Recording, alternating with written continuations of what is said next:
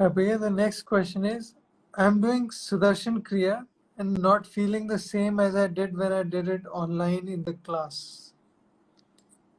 Yeah, it is bound to happen, no? Anything when you do in a group and online is Gurudev's voice, when you do at home, you're doing on your own. So that little difference of technique is there, everything is there.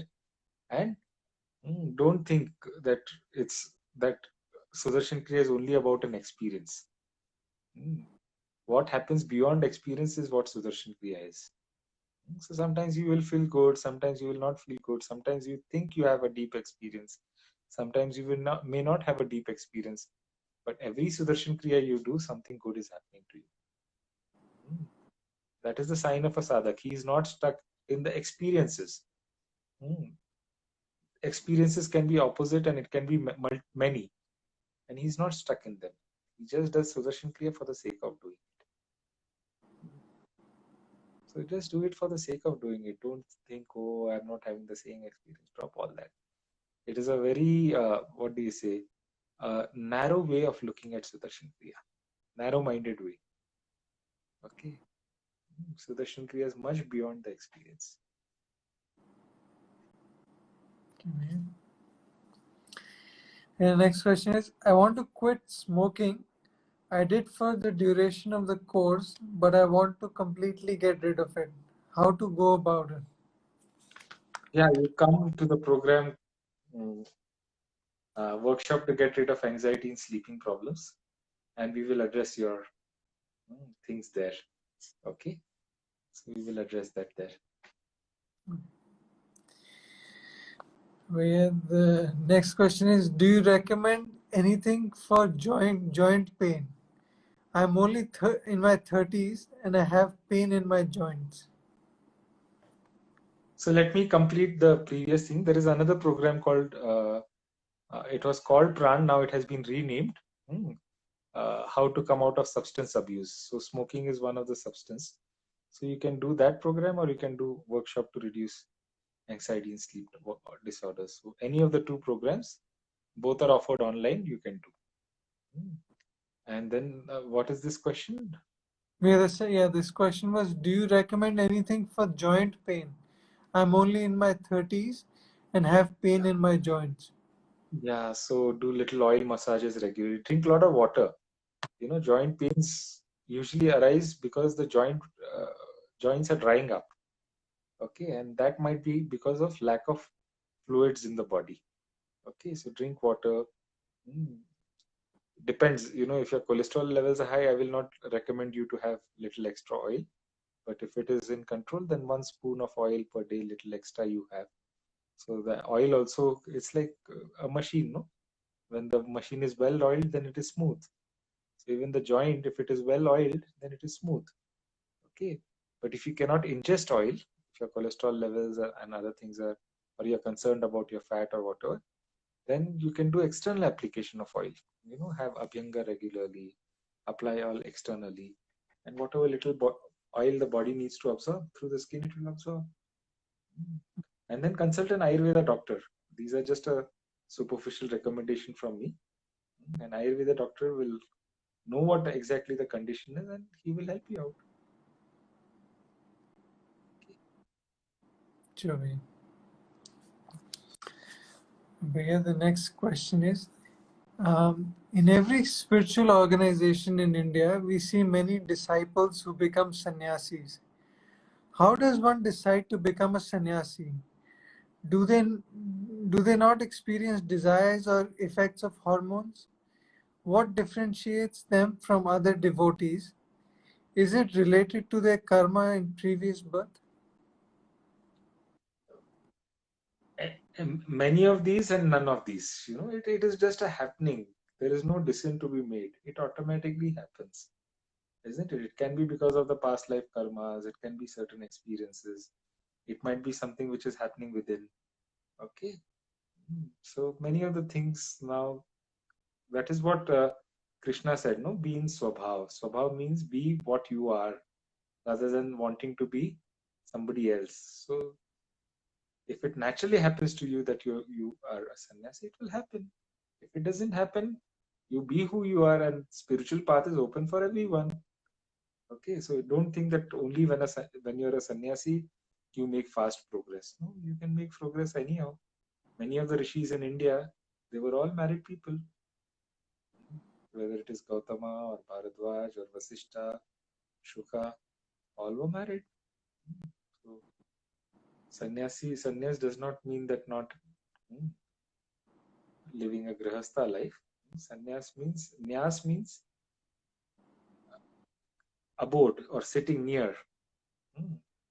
Sannyas means sitting near. The word sannyas means sitting near to that infinity, feeling that closeness to infinity. Okay. Abhay, the last question for today is when a tiger runs behind a pack of deer, they're all fearful and running for their lives. And the one caught experiences physical agony while being hunted. If this does not happen, then the tiger will suffer from hunger. Why is there so much pain even in the animal world? Were all the animals human in their previous birth? Were all the animals human in their previous birth? Yes, that's what it It is says. the reverse. The human beings were animals in the earlier birth. After going through all the birth, that is what the scriptures enunciate. After going through 84 lakh, 8.4 million wombs, you get a human birth. So after graduating from all that life, you come here. And yeah, this is what life is. Now, a deer gets killed by a lion, but because it is the last impression of the deer before death, most probably it will become a lion next life. And from a lion, it might move to somebody else. So they're progressing, all progressing. This is how the divine has created this. People need to go through certain experiences to reach the highest. Now, you can't say a child should go to the 10th standard or graduate from a university directly. It has to go through all the classes, all the layers, and only then you can say that the student is a graduate. In the same way, we move through so many lifetimes, and then the soul graduates into the highest. The highest is a stepwise process. It's not a direct process. Isn't it? So that is how life has been designed. And why it has been designed, we can keep on asking this question and wonder about it. That's all.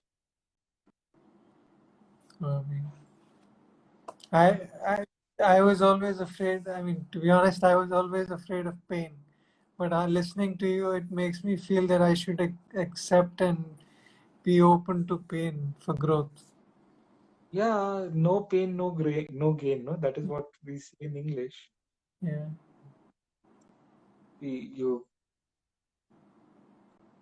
When you go to a bank, there is a manager there and there is a cashier there. Who has more problems, the manager or the cashier? Manager. Manager. Who has bigger problems? The manager, right? And if the manager is promoted, will he have more or less problems? More. Will he have bigger problems or smaller problems? Bigger problem. So progress and promotion means the ability to handle more and bigger problems.